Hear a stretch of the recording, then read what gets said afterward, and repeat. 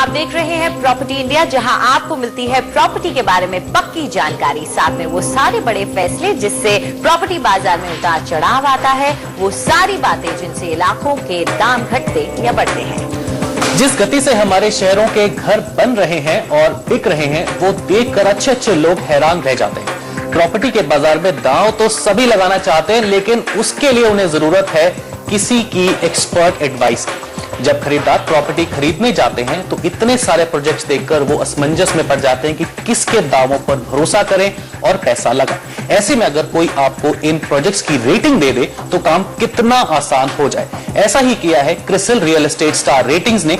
चलिए चेन्नई के प्रॉपर्टी बाजार का जायजा लेते हैं। सचिन निगम हमारे साथ हैं, senior director CRISIL real estate star ratings के। सचिन, बहुत बहुत स्वागत है आपका प्रॉपर्टी इंडिया में। तो चलिए सबसे पहले चेन्नई के बाजार की तरफ रुख करते हैं और आपसे जानते हैं कि चेन्नई का बाजार किस प्रकार की तेजी पकड़ रहा है। जो वहां पर उन्नति देखी गई है, जो आर्थिक उन्नति देखी गई है, उससे किस प्रकार की हम तेजी देख सकते हैं और किस प्रकार का रुझान है इस बाजार का?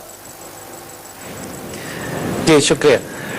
अगर आप चेन्नई मार्केट को अगर आप देखें तो different parameters in terms of economic और सोशियो पॉलिटिकल फैक्टर के हिसाब से देखें तो चेन्नई मार्केट एक बहुत बैलेंस सा मार्केट है, क्योंकि वहां पे अगर आप कॉर्पोरेट लैंडस्केप को देखें तो ITES काफी जोर है वहां पे। Chennai market 60 second largest exporter है ITES सर्विसेज का। लेकिन साथ में चेन्नई में मैन्युफैक्चरिंग सेटअप और बेसिस भी बहुत अच्छे हैं, विच मीन्स जैसे ऑटो एंसिलरी उसमें चेन्नई 60% कंट्रीब्यूट करता है। उसके अलावा चेन्नई में हेल्थ केयर सेक्टर्स वगैरह भी बहुत है, अच्छे बहुत बड़े कॉर्पोरेट्स हैं। तो ये सारे चीज अगर आप देखेंगे तो उस हिसाब से चेन्नई में बहुत अच्छा एक बैलेंस्ड मार्केट होता है विद बैलेंस्ड डेमोग्राफिक वो, क्योंकि जिस तरह की वहाँ फैसिलिटीज है, एजुकेशन इंस्टीट्यूट्स हैं, वो लोगों के माइग्रेशन वगैरह भी हमेशा सिटी में होते रहेंगे। कनेक्टिविटी बहुत अच्छी है और सरकार पिछले 20 सालों में सक्सेसिव गवर्नमेंट्स ने बहुत सारा काम किया है इंफ्रास्ट्रक्चर वगैरह बढ़ाने में। और चेन्नई मार्केट में काफी सारे PPP प्रोजेक्ट सक्सेसफुल रहे हैं, जिनके की एकदम एविडेंस है। उसको देखते हुए ये एक मार्केट जो है वो हमेशा एकदम ऑलराउंड मार्केट रहा है और आगे भी रहेगा। ये एक मार्केट जो है वो काफी स्टेडी मार्केट है। ये मार्केट जो है वो एंड यूजर मार्केट है। ये मार्केट जो है जिसमें कि हमेशा वैल्यू फॉर मनी लोग देखेंगे और जो पब्लिक है वो काफी डिसर्निंग है, तो हमेशा वो अच्छे प्रोजेक्ट्स और अच्छे उसको हमेशा वो देगी।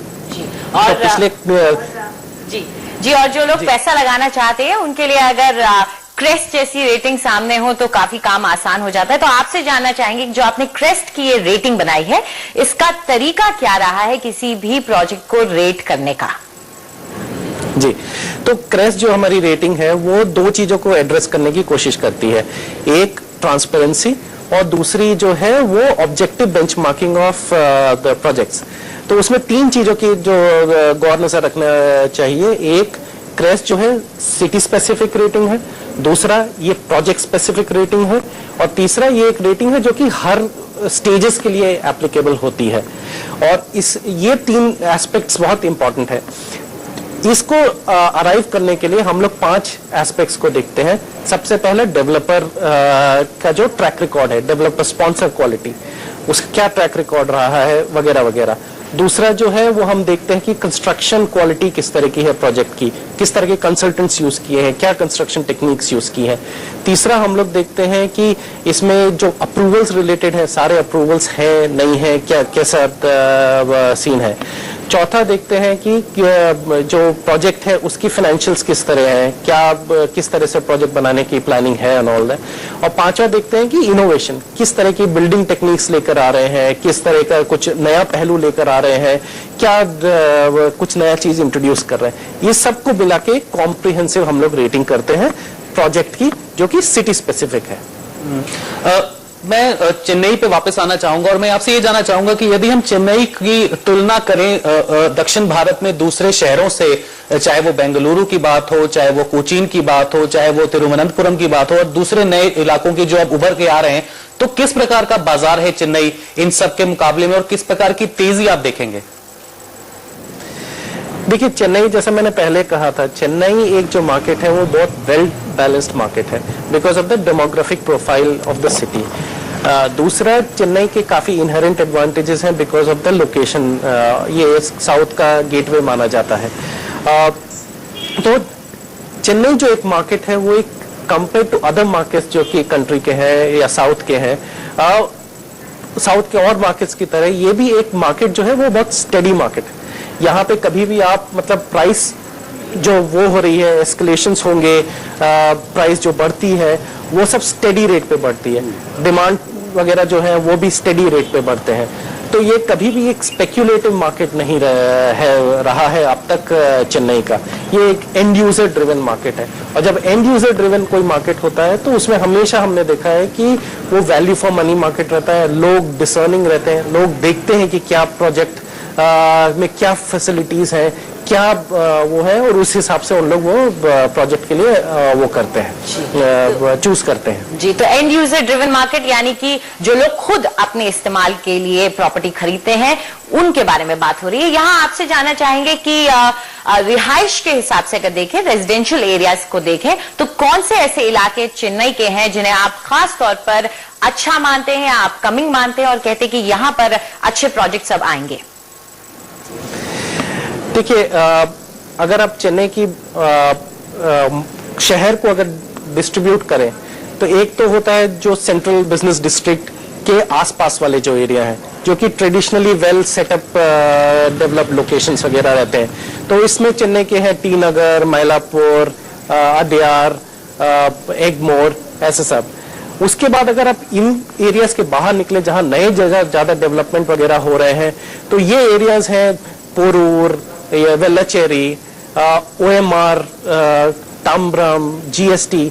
तो जहां के नए कमर्शियल एक्टिविटी आ रही है IT कॉरिडोर को लेके या मैन्युफैक्चरिंग बेस वगैरह जो सेटअप हो रहे हैं, उसके आसपास जो रेजिडेंशियल डेवलपमेंट होता है ये सब आजकल इन एरियाज में हो रहा है। जैसे मैंने कहा, OMR, ताम्ब्रम, GST, पोरूर, वेल्लाचेरी, ये सारे एरियाज आज की तारीख में काफी ऊंचाई पे जा रहे हैं। तो सचिन, नजर करते हैं कुछ प्रोजेक्ट्स की तरफ। आपने कुछ प्रोजेक्ट्स को रेटिंग दी है, कुछ इनके बारे में बताएंगे? जी, तो चेन्नई में हमने काफी सारी रेटिंग्स की हैं। उसमें से अगर मैं एक माइक्रो मार्केट लूं तो OMR का माइक्रो मार्केट लेके चलते हैं, क्योंकि वो एक, जैसा मैंने पहले बोला कि एक अच्छा मार्केट है। आज की तारीख में काफी डेवलपमेंट वगैरह हो रहे हैं वहां पे। तो OMR में भी हमने काफी सारी रेटिंग की है। तो उसमें से 3 प्रोजेक्ट जो कि डिफरेंट स्टेजेस पे है उनके बारे में थोड़ा सा बोलना चाहूंगा। एक जैसे है JBM का मुंद्रा प्रोजेक्ट है, जो कि मिड मार्केट के लिए बेसिकली केटर करता है। ये इसमें पोजीशन जो है वो 31 मार्च 2014 तक होगी। इसे बेसिकली 40 इसका ट्रैक रिकॉर्ड वगैरह बिल्डर का काफी अच्छा है। टोटल सेलेबल एरिया 48,000 के करीब है। तो और अभी आज की तारीख में 60% बनकर तैयार हो चुका है। तो बेसिस ये सारे एस्पेक्ट्स को लेके, और इसमें कंसल्टेंट्स वगैरह जो उन्होंने यूज किए हैं वो काफी अच्छे कंसल्टेंट्स यूज किए हैं। ये सब कुछ देखते हुए हमने उनको JBM मुंद्रा को 4 स्टार की रेटिंग दी है। दूसरा जो प्रोजेक्ट है जिसको कि हम लोग ने काफी रेट किया है अभी, वो है मल्लेस ऑल्टियस। इसको हम लोग ये मल्लेस ग्रुप का प्रोजेक्ट है। टोटली बॉट आउट उस पे है। टोटल रेजिडेंशियल प्लस कमर्शियल दोनों हैं इस प्रोजेक्ट में। 92,000 स्क्वायर फीट का रेजिडेंशियल है। Commercial around about 1 lakh square feet के करीब है। मल्लेस ग्रुप जो है वो काफी काफी एस्टेब्लिश्ड ग्रुप है, और उस हिसाब से इन्होंने ये प्रोजेक्ट जो है उनका so far track record 0.45 million square feet का कराया हुआ है। ये प्रोजेक्ट जो है ये 42% सोल्ड है, और बनने के हिसाब से ये it is also at a reasonable stage of construction. तो उसको देखते हुए, मद्देनजर रखते हुए इनको हमने 5 स्टार रेटिंग दी है। तीसरा जो प्रोजेक्ट है वो है अक्षया का टुडे। ये रेजिडेंशियल मिड इनकम ग्रुप के लिए बेसिकली ये प्रोजेक्ट है। लोकेशन वगैरह चेन्नई एयरपोर्ट से 35 किलोमीटर दूर, सिरसुरी आईटी पार्क जो कि ओएमआर में है 8 किलोमीटर दूर है। ये जॉइंट डेवलपमेंट है with a total saleable area of 2.2 million square feet. इसका अबाउट 51% सेल्स हो चुका है। और अक्षय ग्रुप अगेन बहुत ही अच्छा ग्रुप है, काफी उन्होंने उनका ट्रैक रिकॉर्ड वगैरह काफी अच्छा रहा है। और ये सब के मद्देनजर रखते हुए हमने उन्हें 5 स्टार की रेटिंग दी है चेन्नई मार्केट की। जी सचिन, एक लाइन में आपसे जानना चाहेंगे कि आपकी ये जो रेटिंग का पैमाना है वो कहां से कहां तक जाता है? जी, तो हमारा रेटिंग का पैमाना 8 पॉइंट स्केल पे रहता है। जो सबसे लोएस्ट है वो है नॉन डिलीवरेबल, मतलब वो हम जहां पे हमको लगता है कि प्रोजेक्ट नॉन डिलीवरेबल है। और सबसे जो हाईएस्ट है वो है 7 स्टार रेटिंग। तो सचिन ने 3 प्रोजेक्ट्स की रेटिंग्स दी हैं, जो कि क्रिसिल के क्रेस्ट ने ये रेटिंग दी है। और आप चाहें तो इस रेटिंग्स का इस्तेमाल कर सकते हैं, क्योंकि अक्सर होता है कि जब प्रोजेक्ट देखते हैं तो पता नहीं होता है कि वहां पर किस तरह की आगे जाकर की प्रॉब्लम्स आ सकती हैं, लेकिन ये सब आपके लिए काफी काम आसान कर सकता है। फिलहाल चेन्नई की ही अगर बात करें तो हाल ही में चेन्नई शहर ने अपनी 374वीं सालगिरह मनाई है।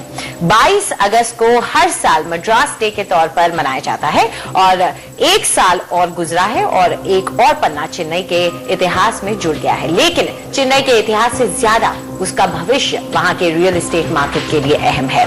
जूड सनित की खास रिपोर्ट।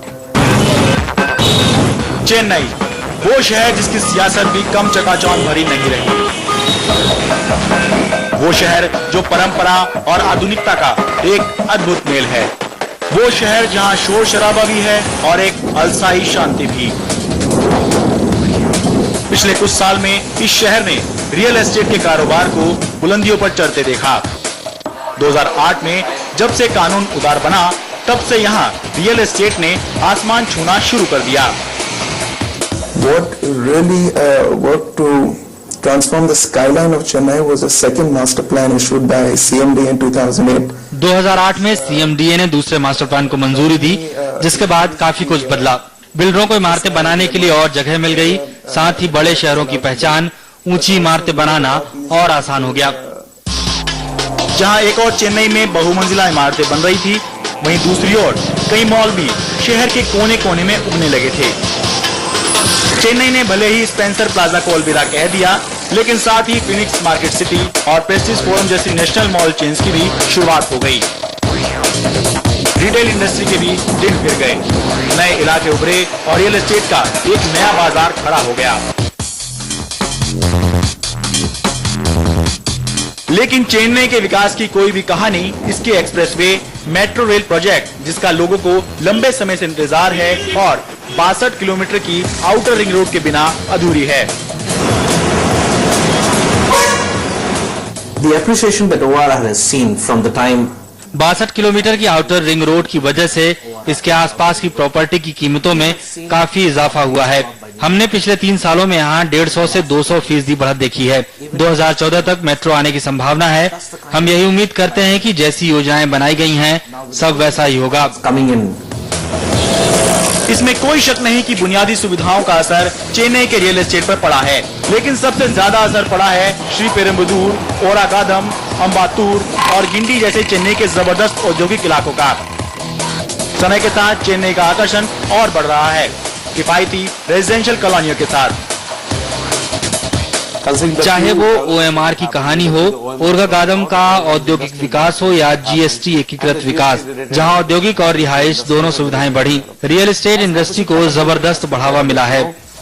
जहां चेन्नई के बाहरी इलाकों में किफायती रिहायशी अपार्टमेंट बन रहे हैं, वहीं बड़े बजट का बाजार भी क्रांति के दौर से गुजर रहा है। चेन्नई में बेशकीमती रिहायशी अपार्टमेंट बन रहे हैं, जिनके बारे में पहले यहाँ कभी सुना नहीं गया, खास तौर पर नुंगमबाकम और अडियार इलाकों में। और इन कीमती मकानों को खरीदने वालों की भी कमी नहीं।